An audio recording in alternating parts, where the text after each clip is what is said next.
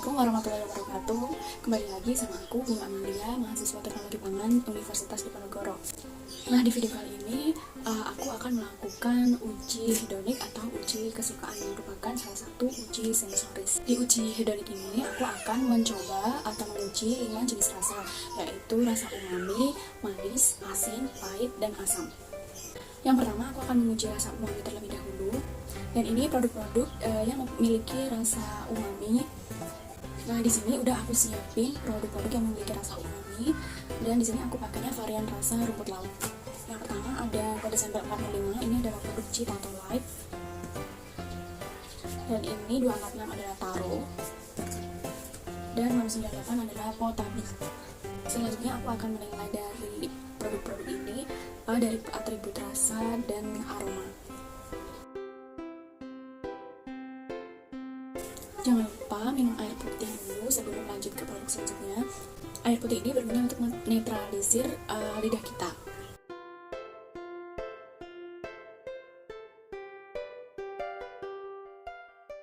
Nah, setelah aku coba dari ketiga produk ini, aku akan menilai dari atribut sensori rasa.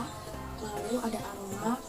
Untuk rasanya sendiri, aku lebih suka yang Potabi karena dia rasanya lebih kaya, cita rasanya itu lebih kaya daripada kedua produk ini. Kalau dari Citato Light ini, awalnya itu dia rasa gurih, lalu dia rasa kentangnya itu di akhir-akhir. Tapi kalau yang Potabi ini, dia rasanya seimbang antara gurih, manis, dan rasa ciri khas kentangnya itu ada. Lalu untuk yang Taro ini dia itu rasanya cuma gurih. Menurut aku lebih suka yang Potabi. Kemudian di urutan kedua ada ini Citato Light. Lalu yang paling aku nggak suka adalah Taro. Lalu untuk atribut sensori aroma, aku juga lebih suka yang Potabi. Dia aromanya itu aroma kentang dan dicampur rumput laut. Dan secara keseluruhan atau secara overall, aku lebih suka yang ini Potabi. Kemudian yang agak suka adalah ini Citato Light. Kemudian yang kurang suka adalah Taro. Nah, sebelumnya apa sih rasa umami itu? Rasa umami merupakan rasa dasar kelima selain manis, asin, asam, dan pahit. Nah, umami ini disebabkan oleh monosodium glutamat. Monosodium glutamat atau yang sering kita sebut MSG merupakan garam natrium dari asam glutamat, yaitu salah satu asam amino non esensial penyusun protein. Nah, dari ketiga sampel atau ketiga makanan tadi yang memiliki rasa umami itu bisa berasal dari MSG. Lalu untuk yang beraroma kentang atau ada rasa kentangnya itu dapat disebabkan oleh komponen penyusun aroma yang terdiri dari senyawa volatil yang mudah menguap pada saat proses pengolahan pada suhu tinggi. Nah, dari jajanan Citato Light tadi lebih manis dibandingkan sampel lain, karena setelah aku lihat Citato Light di komposisinya itu dia menggunakan pemanis tambahan, yaitu glikosida stevia, di mana glikosida stevia merupakan senyawa pemanis yang terdapat pada daun stevia. Pemanis glikosida stevia ini menghasilkan rasa manis 200-300 kali manisnya gula tebu. Nah, sekarang ada rasa asin. Di sini rasa asin menggunakan produk keju slice dengan 3 merek, yaitu dari Purchase, dari Kraft, dan Mac. Untuk rasa asin ini aku akan menilai dari atribut sensori rasa, warna, aroma, dan tekstur.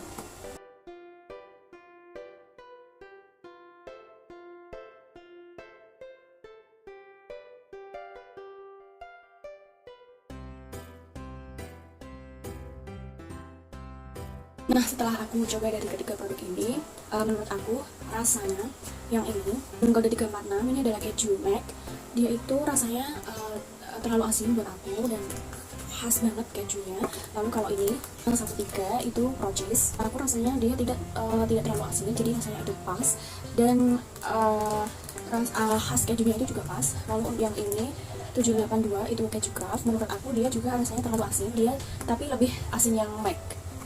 Jadi dari ketiga produk ini aku lebih suka, yang paling aku suka adalah ini 513 itu keju Purchase. Lalu yang agak suka ini 782 yaitu Kraft, dan paling tidak suka adalah ini keju Mac. Lalu kalau dari aroma, paling aromanya terasa banget itu ini keju Mac, dia aromanya khas keju banget. Lalu kalau ini dia aromanya tidak terlalu menyengat kejunya. Nah, lalu kalau ini juga aromanya agak menyengat ya, tapi lebih menyengat yang ini. Jadi kalau dari aroma yang paling aku suka itu yang ini 513 tetap ya, dari Purchase. Yang aku agak suka dia keju craft. Terus kalau yang paling tidak aku suka adalah keju McD. Lalu kalau dari segi tekstur, dia yang paling lunak ini keju McD. Terus ini juga lunak tapi lebih lunak yang McD. Ini terus yang Purchase ini dia teksturnya paling tebal dan dia paling kokoh.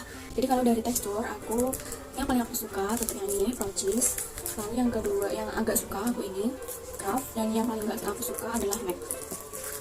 Lalu dari warna kalau dilihat seperti ini, keju McD itu dia warnanya yang paling kuning. Terus keju Craft itu warnanya yang di tengah-tengah. Terus yang ini Purchase dia warnanya yang paling pujar. Jadi untuk warna aku lebih suka yang ini. Kalau dari warna aku lebih suka ini karena dia warna kuning, jadi kayak lebih menarik gitu. Terus yang agak aku suka itu yang ini, dan paling aku gak suka dari warnanya itu yang Purchase. Kalau secara keseluruhan, secara overall, keju yang paling aku suka dari ketiga produk ini adalah tetap yang ini, keju Purchase. Agak aku suka yang ini, keju Craft, dan paling tidak aku suka adalah yang ini, keju McD. Nah, rasa asin pada keju itu dapat berasal dari proses penggaraman yang terjadi pada proses pengolahan keju. Tekstur keju juga dipengaruhi oleh kandungan lemak dalam susu yang digunakan untuk pembuatan keju, di mana adanya lemak susu itu membuat keju menjadi lebih lembut dengan terdistribusinya gula-gula lemak secara merata pada matriks kasein. Ketika lemak dihilangkan, maka kasein berperan besar dalam tekstur. Nah, warna pada keju itu dipengaruhi oleh lemak susu juga yang menghasilkan pigmen karoten penyebab warna kuning, dan pigmen lactoflavin atau lactochrome yang larut dalam air. Oke, sekarang lanjut ke rasa manis. Di sini rasa manis aku menggunakan produk teh dengan 3 merek berbeda, yaitu ada Fresh Tea, ini rasa jasmine, teh kotak juga rasa jasmine, dan teh botol sosro ini yang original. Nah, sekarang udah aku tuang di dalam gelas dan juga diberi kode sampel.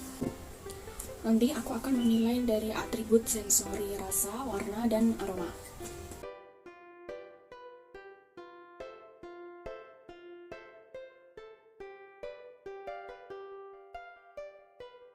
Nah, dari atribut rasa, untuk yang sampel 157 ini teh Fresh Tea dengan rasa jasmine. Rasa antara teh dengan berpaduan dengan jasmine itu dia seimbang. Lalu untuk teh dan sampel 278 ini dia teh kotak. Dia juga varian rasanya jasmine, tapi menurut aku dia rasa tehnya lebih banyak daripada rasa jasmine-nya, jadi tidak seimbang rasanya. Lalu yang teh botol sosro, karena dia original, sudah pasti dia menurut aku terlalu pahit buat aku, karena aku gak suka yang terlalu pahit gitu. Jadi yang paling aku suka yaitu yang ini Fresh Tea Jasmine. Terus yang agak aku suka yaitu yang ini teh kotak, dan paling tidak aku suka itu yang teh botol sosro. Lalu kalau dari warnanya sendiri, aku lebih suka yang ini, yang teh kotak. Lalu yang warna yang agak aku suka itu yang Fresh Tea ini. Lalu yang tidak aku suka adalah yang ini, teh botol sosro. Lalu kalau dari aroma, yang paling aku suka Fresh Tea Jasmine. Terus kalau yang ini teh kotak, dia itu aromanya itu lebih banyak tehnya. Lalu yang ini teh botol sosro, karena dia original juga mungkin, jadi aromanya itu sangat khas bau teh dan ada aroma pahit. Dan secara keseluruhan atau secara overall, aku paling suka yang Fresh Tea rasa jasmine. Lalu yang agak aku suka itu yang ini itu teh kotak jasmine juga, dan paling tidak aku suka adalah teh sosro. Sebelumnya perlu kita ketahui dalam teh itu mengandung senyawa yang bernama katekin. Nah, katekin merupakan turunan dari senyawa polifenol yang memiliki khasiat antioksidan yang tinggi. Katekin berperan penting dalam menentukan aroma dan rasa pada teh. Nah, katekin ini membawa sifat sepat dan pahit pada seduhan teh. Warna pada ketiga teh ini juga dipengaruhi oleh senyawa katekin, di mana saat proses oksidasi enzimatis, sebagian katekin itu terurang menjadi senyawa teaflavin yang berperan memberi warna kuning, dan senyawa tearupikin yang berperan memberi warna merah kecoklatan. Oke, sekarang kita ke rasa pahit. Di sini untuk rasa pahit aku pakai kopi bubuk dari 3 merek yang berbeda juga, yaitu ada dari Kapal Api, dari Tap Coffee, dan dari Nescafe. Dan kopi yang aku pakai ini tanpa gula semua ya, jadi murni kopi Nah ini dia kopi-kopi yang udah aku seduh dan aku taruh gelas, dan juga aku beri kode sampel. Dari kopi ini, dari rasa pahit ini, aku akan menilai dari atribut rasa, warna, dan aroma.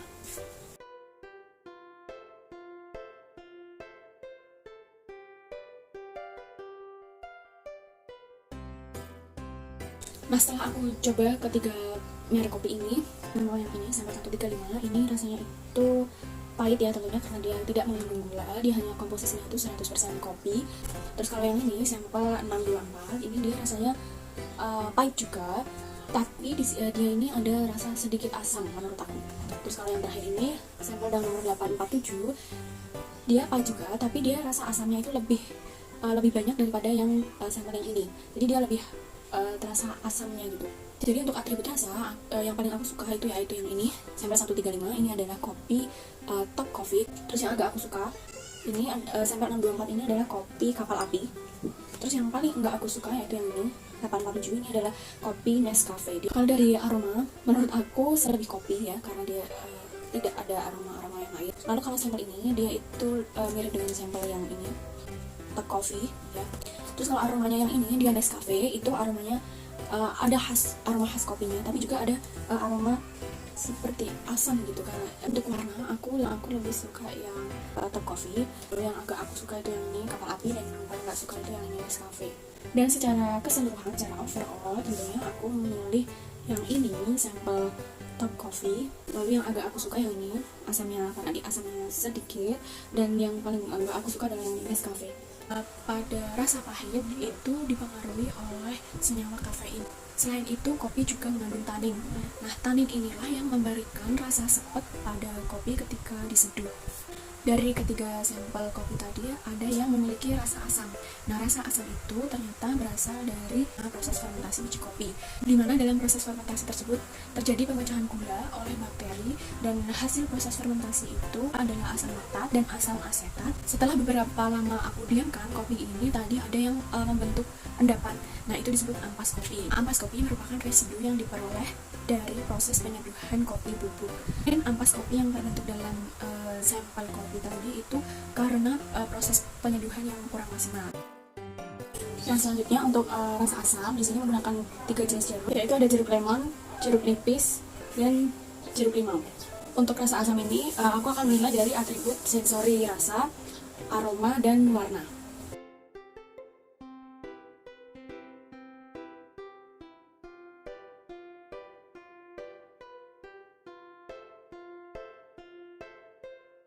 Nah setelah aku coba dari ketiga jenis jeruk ini, menurut aku yang paling paling asam adalah yang ini sampel 273. Ini adalah jeruk nipis. Dari sini rasa yang paling aku suka yaitu 315. Ini adalah jeruk lemon, dan yang agak aku suka itu 947, itu jeruk limau, dan yang paling gak aku suka adalah jeruk nipis. Untuk aroma, aku lebih suka yang ini 947 jeruk limau, karena dia aromanya lebih wangi dari jeruk yang lainnya. Terus yang aku agak suka adalah jeruk lemon 315. Lalu yang tidak aku suka itu jeruk nipis, karena dia warnanya terlalu asam. Kalau dari warna sendiri aku lebih suka yang ini 315. Terus kalau yang aku agak suka adalah jeruk nipis, dan yang paling gak aku suka adalah jeruk limau. Lalu untuk secara keseluruhan, yang paling aku suka adalah yang ini 315 jeruk lemon. Lalu yang agak aku suka ini jeruk nipis, dan yang paling gak aku suka adalah jeruk limau. Nah dari ketiga jeruk ini dia semuanya memiliki rasa asam pastinya. Nah karena jeruk itu memiliki kandungan asam, yaitu jenisnya asam sitrat. Nah kenapa dalam jeruk nipis itu dia lebih asam dari jeruk lemon dan jeruk limau? Kandungan asam sitrat dalam jeruk nipis itu memang lebih tinggi daripada jeruk-jeruk lainnya. Nah kandungan asam sitrat dalam jeruk nipis itu sebesar 7-7,6%, sedangkan dalam jeruk lemon dia mengandung asam sitrat sebesar 6%. Nah selanjutnya untuk kesalahan yang mungkin dapat terjadi dalam pengujian ini yaitu panelis atau kita lupa untuk minum air putih selama mencicipi sampel. Nah itu dapat menyebabkan lidah kita tidak netral dan terpengaruh oleh rasa sampel-sampel sebelumnya.